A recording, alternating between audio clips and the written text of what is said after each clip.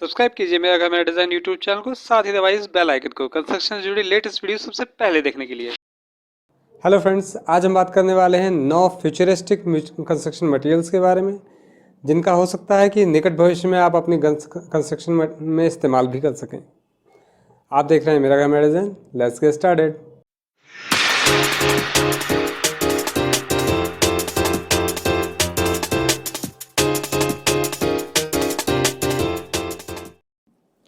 इसमें सबसे पहला है 3D प्रिंटेड ग्राफीन।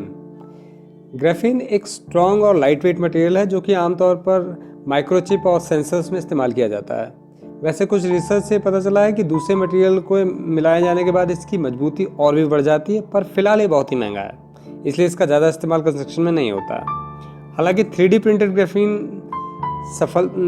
बनाने में सफलता मिल गई है, पर ये अभी भी फाइनल प्रोडक्ट नहीं है। 3D प्रिंटेड ग्राफीन का इस्तेमाल कंक्रीट में सरिये की जगह किया जा सकता है। आजकल 3D प्रिंटेड ग्राफीन को साइट पर बनाने के टेस्ट चल रहे हैं। इस काम को UK based civil engineering company कंसा कॉन्स्टेन स्ट्राबैग जेवी कर रही है। सेकंड है लाइट जनरेटिंग कंक्रीट।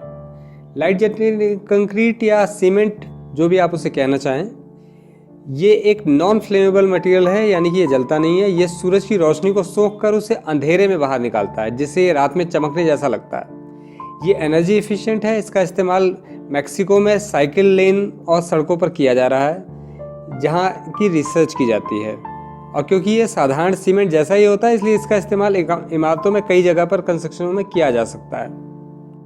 तीसरा है cross laminated timber. Cross laminated timber ये एक खास किस्म की इंजीनियर्ड वुड होती है जो कि लेयर में जोड़कर बनाई जाती है। इसे लकड़ी के प्लैंक्स के टुकड़ों को लेयर दर लेयर जोड़कर बनाया जाता है, जो कि एक दूसरे से परपेंडिकुलर करके लगाई जाती हैं। ये लकड़ी खास तौर पर अपनी मजबूती के लिए जानी जाती है और साथ ही बहुत ही हल्की भी होती है। इसके साथ कंस्ट्रक्शन में और जल्दी और आसानी से किया जा सकेगा। इसे साइट के बाहर बनाया जाता है और बस साइट पर लाकर जोड़कर असेंबल कर दिया जाता है। और ये साइट में भी साइज़ में भी बहुत एक्यूरेट होती है।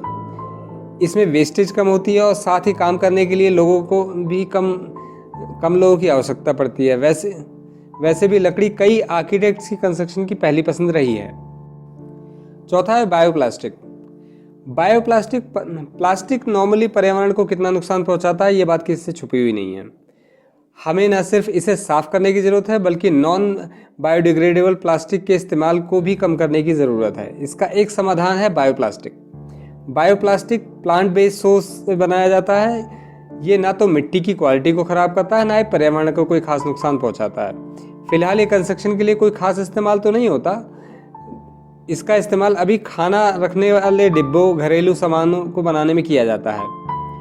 द एब्रोस्किन पेवेलियन प्रोजेक्ट, जो कि बना है स्टूट्रागर्टी यूनिवर्सिटी के ITKE institute of building structure and structure designs ने इसे बनाया है, जो कि बायोप्लास्टिक है, जो कि 90% रिन्यूएबल मटेरियल की तरह इस्तेमाल किया जा सकता है।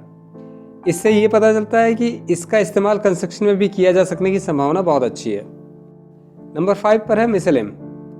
मिसेलियम ये एक जड़ों जैसी संरचना होती है, जो कि एक तरह का फंगस है, और ये पिछले कुछ सालों में कंस्ट्रक्शन में रुचि का विषय बना हुआ है। क्योंकि ये एक ऑर्गेनिक मटेरियल है, इसलिए ये वापस प्रकृति में चला जाता है और प्रकृति को किसी भी तरह का नुकसान नहीं पहुंचाता। इसी कारण ये प्राकृतिक रूप से सबसे ज़्यादा सस्टेनेबल मटेरियल है, और साथ ही ये कीड़ों और आग से भी सुरक्षित रहता है, और इसका इस्तेमाल ईंट की जगह किया जा सकता है। छठा है सेल्फ हीलिंग कंक्रीट। हम पारंपरिक मटेरियल से कंस्ट्रक्शन करते हुए कंक्रीट के इतनी तेजी से उतरे हैं कि हम कंक्रीट के जंगलों में रहने लग गए हैं। रिसर्च आजकल एक नए किस्म के कंक्रीट की खोज में लगे हुए हैं, जो कि दरारों को खुद ब खुद भर सकेगा। वैसे कुछ भी हमेशा के लिए तो नहीं होता है, पर सही मटेरियल के साथ हम अपनी इमारतों की उम्र ज़रूर बढ़ा सकते हैं। इसका मतलब है कि ऐसे मटेरियल अब बनने लगे हैं जो कि खुद ब खुद अपने आप को ठीक कर सकते हैं, दरारों को भर सकते हैं। जैसे कि कंक्रीट में कुछ खास केमिकल मिलाकर हम उसे ऐसा बना सकते हैं कि वह दरारों को अपने आप भर लेगा।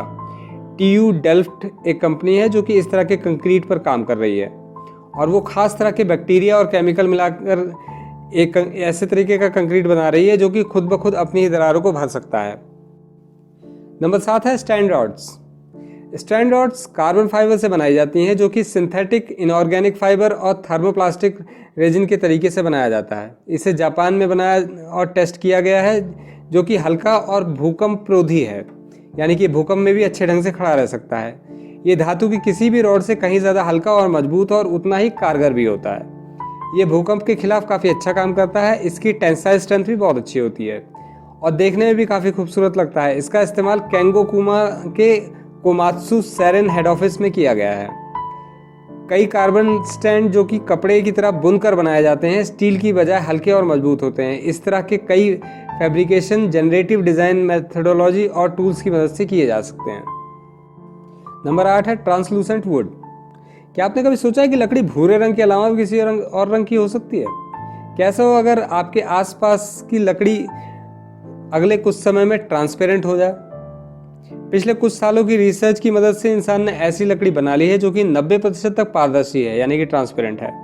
कुछ खास केमिकल की मदद से लकड़ी का रंग उड़ाकर उसे पारदर्शी बना दिया जाता है, जबकि उसकी बाकी सभी योग्यताएं पहले जैसी ही बनी रहती हैं, यानी कि वो लकड़ी अपने आप में लकड़ी जैसी ही रहेगी, बस वो देखने में ट्रांसपेरेंट हो जाएगी।